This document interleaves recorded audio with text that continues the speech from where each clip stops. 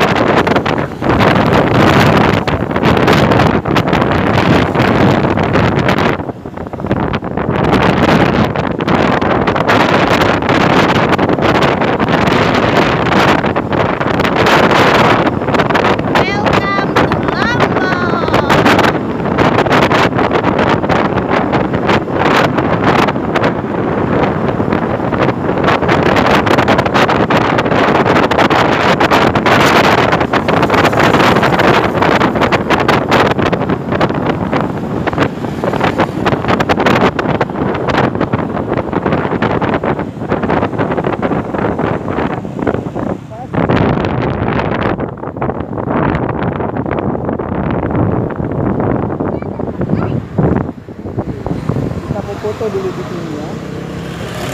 Fotonya itu.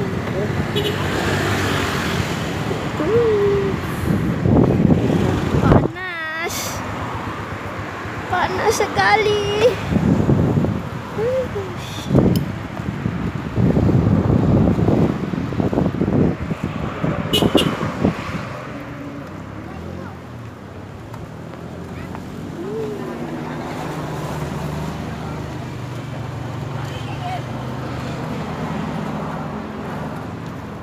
Jalan bypass Bandara Indonesia Internasional, Bandara Internasional Lombok, Bil Mandalika diresmikan oleh Presiden Republik Indonesia Joko Widodo, Lombok Tengah, 12 November 2021.